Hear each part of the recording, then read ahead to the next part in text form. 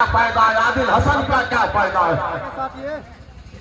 हम में और में की फर्क है। हम कह रहे हैं कि ये हमको चाहिए, उसके बावजूद भी वो हमसे बात करने के लिए तैयार नहीं है। तो बिहार की जनता को मालूम हो गया कि कौन मोदी, अमित शाह और नीतीश कुमार की सरकार दोबारा बनाने से रोकना चाहता है और कौन उसको लाना चाहता है। ये फैसला आपको करना है। और सुन लो तेजस्वी, सुन लो राजद के नेता, हम तुमको बता रहे, तुम्हारी नादानी तुमको नुकसान पहुंचाएगी। तुम्हारा गुरूर और तुम्हारा तकब्बुर तुमको कमजोर करके रख देगा इंशाअल्लाह। तुम ये समझ रहे हो कि तुम सब कुछ कर जाओगे, तुम नहीं कर सकते।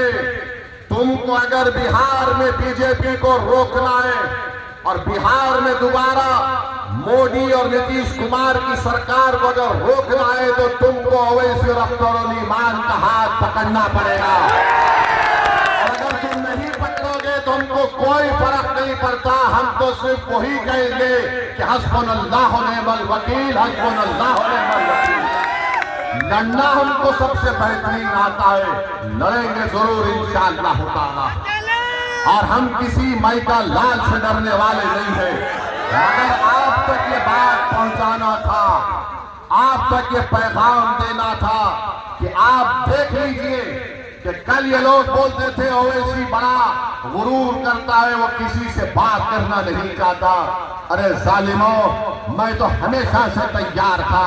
अभी आज से 1 महीना पहले वाइस प्रेसिडेंट ऑफ इंडिया का इलेक्शन हुआ, नायब सदर जमहूरिया का। किसको वोट दिया ओवैसी ने? किसको वोट दिया ओवैसी ने? सुप्रीम कोर्ट के रिटायर्ड जज जस्टिस सुदर्शन रेड्डी साहब, जो इंडिया अलायंस के उम्मीदवार थे, हमसे बात की और कहा कि ओवैसी साहब आपका सपोर्ट चाहिए। हमने कहा सुदर्शन रेड्डी साहब, आप सुप्रीम कोर्ट के जज रह चुके हैं, हम बराबर साथ देंगे। हमारे तेलंगाना के मुख्यमंत्री रेवंत रेड्डी ने हमसे मिलकर कहा कि असद भाई साथ दो। किसको वोट दिया? फिर आज तो हम पे उंगली उठाते हो। दूसरी अहम बात मेरे अजीज दोस्तों और बुजुर्गों, आज नीतीश कुमार की सरकार के 20 साल से ज्यादा का वक्त हो चुका है। अब ये हाल हो चुका है कि महिलाओं के पास 10-10 हजार रुपये डाल रहे हैं। हम ये पूछना चाहते हैं, अगर 7,000 करोड़ का सही इस्तेमाल होता तो क्या दरभंगा में एम्स नहीं बना सकते थे? आप दरभंगा में एम्स बना सकते थे। अगर महिलाओं से इतनी मोहब्बत थी तो आप अस्पताल बना देते। महिलाओं से इतनी मोहब्बत थी तो बच्चों के लिए कॉलेज बना देते। आगे आप कुछ नहीं कर रहे और सिर्फ ऐलान कर रहे हैं। महाराष्ट्र में भी यही ड्रामा हुआ था। इसी तरह महाराष्ट्र चुनाव से पहले महिलाओं के अकाउंट में पैसे आए। अब फोन कर कर पूछ लो, महाराष्ट्र में कई नाम कम कर दिए गए, पास को पैसे भी नहीं आ रहे। तो मोदी जी लंबा लंबा छोड़ते, आपको मालूम ना, लंबा लंबा छोड़ते। अब मोदी जी ने कह दिया कि भारत की जंग आजादी में आरएसएस ने बड़ा योगदान दिया। भाइयों बहनों, आप बताइए, वो आरएसएस जो भारत की आजादी में उनका एक आदमी नहीं मरा, एक भी नहीं मरा। अगर कोई मरा अपनी जान दिया तो मोदी नाम बताओ। अगर एक आदमी तुम्हारा मरा तो नाम बताओ। मैं तुमको बिहार में जिन हमारे बुजुर्गों ने जंग आजादी में हिस्सा लिया, सुनो भाजपा आरएसएस वालों, मैं तुमको नाम सुनाता हूं।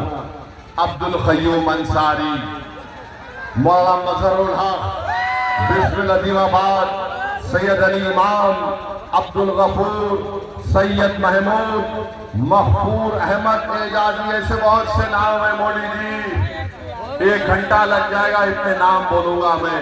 आप एक आदमी का नाम बताओ। झूठ बोलता है देश का प्रधानमंत्री के आरएसएस ने देश की आजादी में।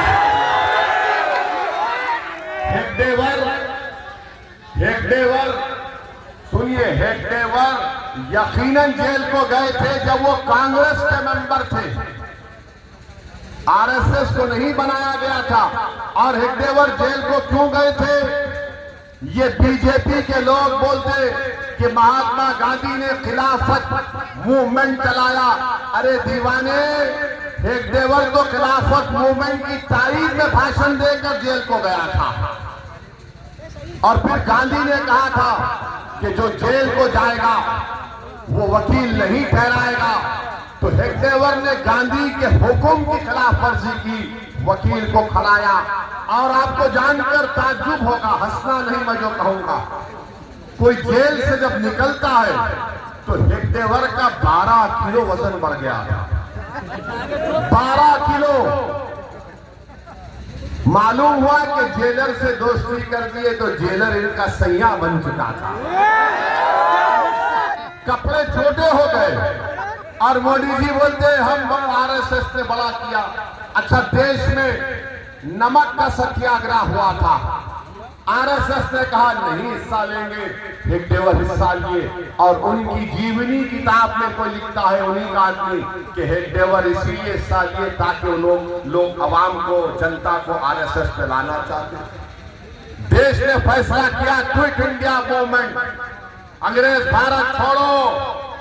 तो कौन थे श्यामा प्रसाद मुखर्जी? बताओ मोदी, जो फजलुल हक के साथ डिप्टी चीफ मिनिस्टर थे, जिस तरह तेजस्वी नीतीश कुमार के साथ थे, बाद में दोनों में तलाक हो गया, क्यों हो गया नहीं मालूम।